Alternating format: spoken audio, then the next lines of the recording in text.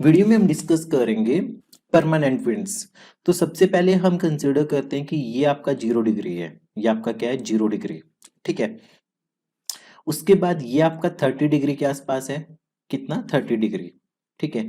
उसके बाद ये आपका 60 डिग्री के आसपास है, 60 डिग्री। और उसके बाद यहाँ पे आपके पास आपको देखने को मिलेगा 90 डिग्री, ठीक है। ये नॉर्थ में है, ये सारे नॉर्थ में है। अगर हम साउथ में मूव ऑन करें तो साउथ में भी आपको सिमिलरली 30 डिग्री देखने को मिलेगा यहाँ पे, ठीक है। 60 डिग्री देखने को मिलेगा यहाँ पे और 90 डिग्री आपको देखने को मिलेगा यहाँ पे। अब एक चीज हमें याद रखनी है सबसे पहले, बेसिकली इसके पीछे रीजन है कि 0 डिग्री पे आपको क्या देखने को मिलेगा, लो प्रेशर देखने को मिलेगा। लो प्रेशर देखने को मिलेगा 0 डिग्री पे, दैट इज इक्वेटर पे आपको 0 डिग्री पे लो प्रेशर देखने को मिलेगा। और 30 डिग्री नॉर्थ पे और 30 डिग्री आपको साउथ में, इन दोनों जगह पे आपको क्या देखने को मिलेगा, हाई प्रेशर।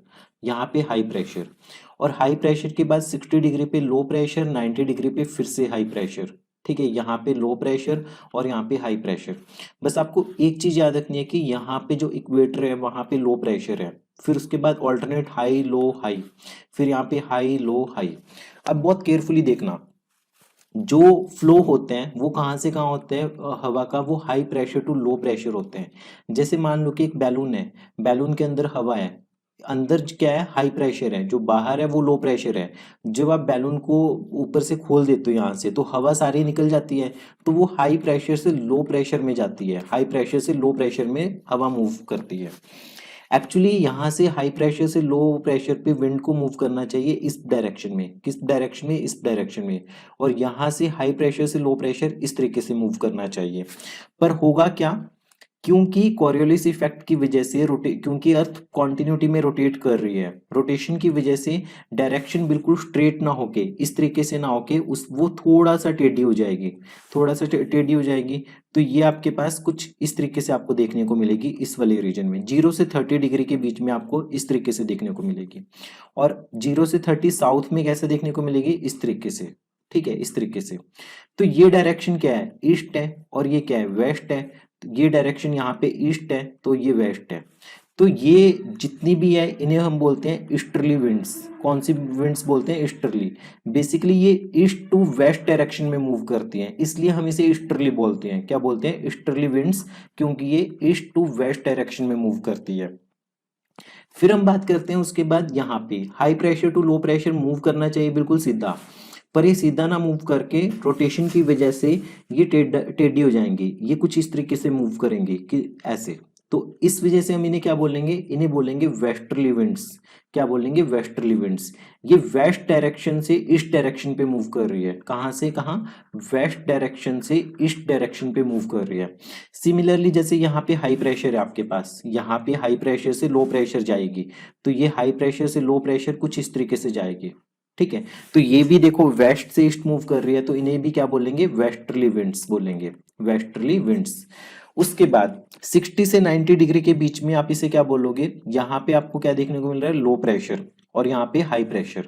तो हाई से लो पे जाएंगी तो ये इस तरीके से मूव करेंगी, इस तरीके से। तो इन्हें बोलेंगे polar easterlies, polar easterlies winds बोलेंगे हम इसे। तो फाइनली आपको यहाँ पे 3 टर्म्स और समझनी है। 3 टर्म्स और क्या समझनी है, जो आपका साउदर्न हेमिस्फीयर है, साउदर्न हेमिस्फीयर में जो आपका 30 डिग्री से 60 डिग्री वाला, ये सारी लोकेशंस है, यहाँ पे लैंड मास बहुत कम है, यहाँ पे बेसिकली आपको ओशियंस ही ज़्यादा देखने को मिलेंगी। इसलिए जो हवा की स्पीड होती है ना, जो हवा की स्पीड होती है वो बहुत तेज होती है, वो जो हवा की स्पीड होती है वो बहुत तेज होती है। इसी वजह से जो 40 डिग्री पे है, 50 डिग्री साउथ पे है, 60 डिग्री पे है, इनका स्पेशल नाम है, इन तीनों के स्पेशल नाम है। और इन तीनों को क्या बोलते हैं, ये तीनों विंड्स आपकी वेस्टर्ली विंड्स है, वेस्टर्ली विंड्स है साउदर्न हेमिस्फीयर में। फिर से मैं आपको बता रहा हूँ कि विंड जो मूव करती है वो high pressure to low pressure move करती है। 0 डिग्री पे आपको लो प्रेशर देखने को मिलेगा, फिर हाई, हाई से लो ऐसे मूव करना चाहिए था, पर वो टिल्टी डायरेक्शन में कर रही है। क्यों, कॉरियोलिस इफेक्ट की वजह से। कॉरियोलिस इफेक्ट किस वजह से आया, अर्थ की रोटेशन की वजह से। तो इन्हें बोलते हैं हम ईस्टर्लीज। तो दोनों में, साउदर्न में भी ईस्टर्लीज है और नॉर्दर्न में भी ईस्टर्लीज है। फिर उसके 30 से 60 के बीच में इसे बोलेंगे वेस्टर्ली। सिमिलरली 30 से 60 के बीच में इसे बोलेंगे वेस्टर्ली विंड्स। और यहाँ पे बोलेंगे पोलर ईस्टर्लीज, और यहाँ पे भी बोलेंगे पोलर ईस्टर्लीज विंड्स बोलेंगे हम इसे, ठीक है। 30 डिग्री से 60 डिग्री के बीच में आपको तीन टर्म्स देखने को मिलेगी, कौन कौन सी, 40s, 50s और 60s, जैसे रोरिंग 40s, ठीक है, इस तरीके से। और यहाँ पे एक कैराबैटिक विंड आएगी, डोल्ड्रम्स आएंगे, हॉर्स लैटिट्यूड, 5-6 टर्म्स है जहां से बहुत सारे क्वेश्चंस आपको टेस्ट सीरीज में देखने को मिलती हैं।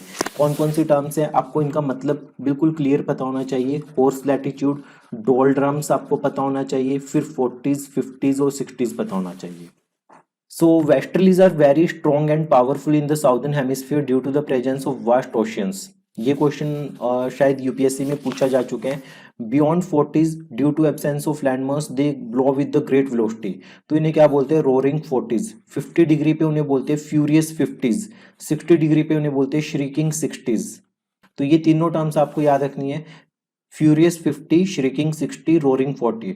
ट्रेड विंड्स क्या होती है, ये परमानेंट विंड्स होती है। परमानेंट विंड्स कहाँ, ये ईस्ट टू वेस्ट फ्लो करती है, तो इसे बोलते हैं ईस्टर्लीज। क्या बोलते हैं, ईस्टर्ली विंड्स, ठीक है। It flow in the earth equatorial region. Equatorial region का मतलब क्या है, ये 0 डिग्री है, ये 30 डिग्री और ये 30 डिग्री। तो इस वाले सारे रीजन में ट्रेड विंड्स आपको देखने को मिलेंगी। It is prevailing wind blowing from the east, ये ईस्ट से वेस्ट की तरफ ब्लो करती है, ठीक है। वेस्टर्लीज क्या होती है, they flow from the west to east, ये 30 डिग्री से 60 डिग्री, जो 30 से 60 है वो आपको देखने को मिलेगा इस वाली डायरेक्शन में, इस तरीके से, ठीक है। तो ईस्टर्लीज, वेस्टर्लीज ये टर्म्स है। अब डोल्ड्रम और हॉर्स लैटिट्यूड्स, इन दोनों का क्या मतलब है ये आप कमेंट बॉक्स में बताओगे।